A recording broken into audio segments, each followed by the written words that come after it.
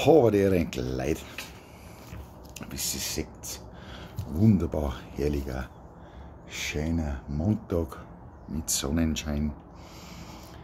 Ja, auch wenn es momentan wieder ein wenig härter wird, aber was soll's, lasst wir uns nicht unterkriegen. Und in diesem Sinne, gib euch einfach einmal eine schöne, gute Lebensweisheit mit. Eine von mir. Denkt immer positiv.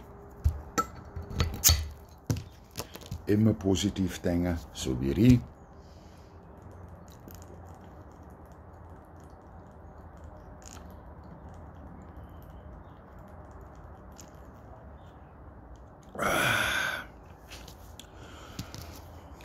Weil eine halbe ist schon wieder ein halber der Rausch. In diesem Sinne, I love Safa. Für euch.